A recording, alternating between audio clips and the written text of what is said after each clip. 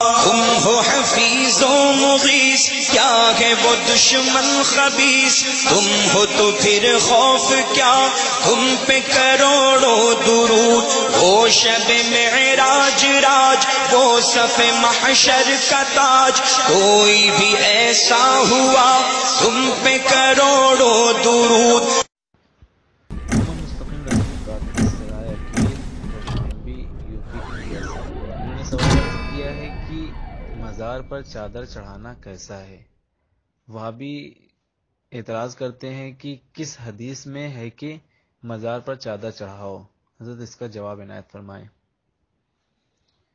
وہابی سے پوچھا جائے کہ حضور صلی اللہ علیہ وسلم کے زمانے میں مسجد نبوی کی فرش کچی تھی،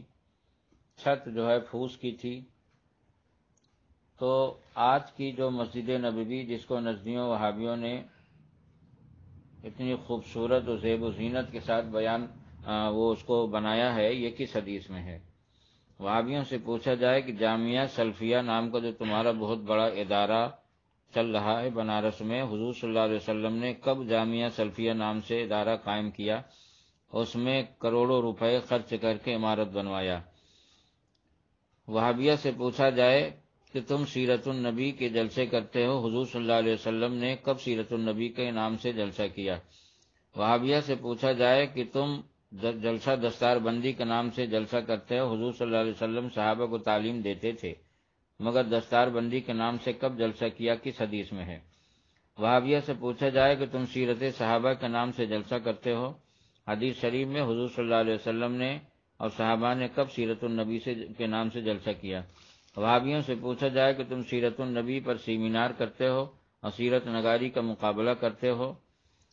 حضور صلی اللہ علیہ وسلم صحابہ کب سیرت النبی کا جلسہ کیا اور سیرت نگاری پر مقابلہ کیا؟ اس طرح کی بے شمار مثالیں ایسی ہیں جو وہابیہ کے منہ پر مار دی جائیں گی اور جو وہ اس کا کوئی جواب نہ دے پائیں گے۔ معلوم ہوا کہ جائز اور ناجائز کا مدار یہ نہیں ہے کہ حدیث میں ہو تو جائز ہے، حدیث میں نہ ہو تو ناجائز ہو، ورنہ بے شمار چیزیں آج ایسی ہیں جس کو خود وہابیہ کرتے ہیں اور اس کو جائز ہی نہیں بلکہ ثواب مانتے ہیں۔ مثلا مسجد کو خوبصورت بنانا، مسجد میں قالین وغیرہ بچھانا، مسجد کے فرش میں ماربل لگانا اور مسجد کے ممبر کو خوب عالی شان بنانا، مسجد میں مینار بنانا، یہ سب چیزیں حضور صلی اللہ علیہ وسلم کے زمانے میں نہیں تھیں، اور اس کے باوجود وہابیہ ان سب کو ثواب سمجھ کر کرتے ہیں۔ ان سے پوچھا جائے یہ کس حدیث میں ہے تو ناک رگڑ کے مر جائیں گے تب بھی جواب نہ دے پائیں گے۔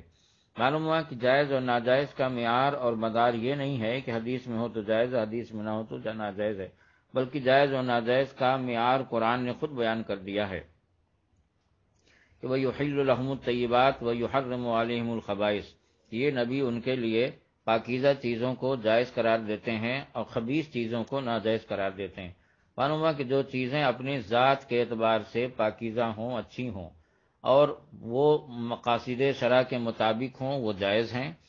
اور جو چیزیں مقاصد شرع کے خلاف ہوں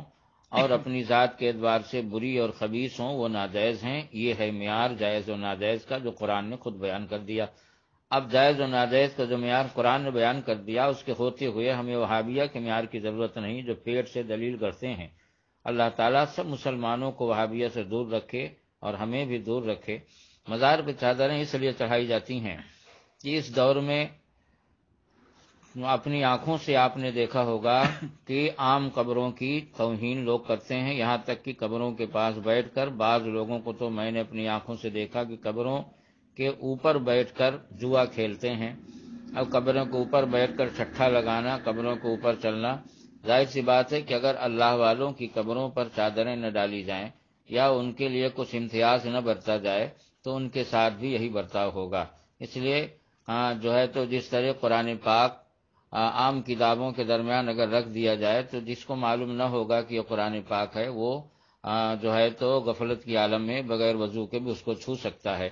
اس لیے امتیاز پیدا کرنے کے لیے قرآن پاک پر غلاف چڑھا دیا جاتا ہے۔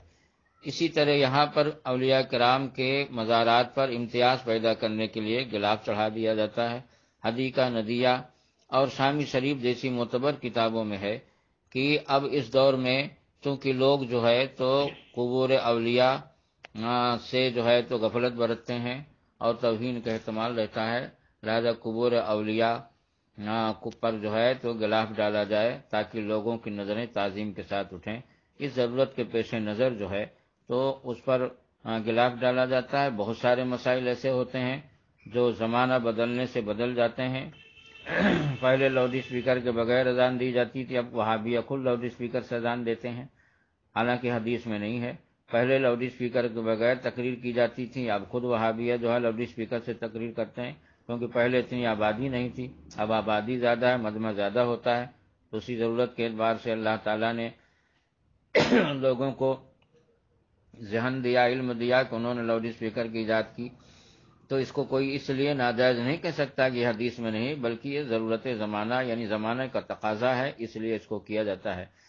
اگر ہم یہ کہیں کہ مزار پہ چادر چڑھانا حدیث میں ہے، تب یہ سوال ہو کہ حدیث میں دکھاؤ کہاں ہے، جب ہم نے یہ دعویٰ ہی نہیں کیا کہ حدیث میں ہے۔ ہم مزار پہ چادر چڑھانے کو سنت نہیں کہتے، بلکہ مزار پہ ہم چادر چڑھانے کو اولیاء کرام کی تعظیم کی وجہ سے جائز کہتے ہیں۔ اور جائز و ناجائز کا معیار ہم نے بتا دیا کہ جائز و ناجائز کا معیار یہ نہیں ہے کہ حدیث میں ہو، بلکہ جائز و ناجائز کا معیار یہ ہے کہ جو چیز اپنی ذات کے اعتبار سے اچھی ہے وہ جائز ہے، اور جو چیز اپنی ذات کے اعتبار سے خراب ہے وہ ناجائز ہے۔ یہ قرآن کا معیار ہے، جس کو وہابی نہیں بدل سکتا، نہ کوئی بدل سکتا۔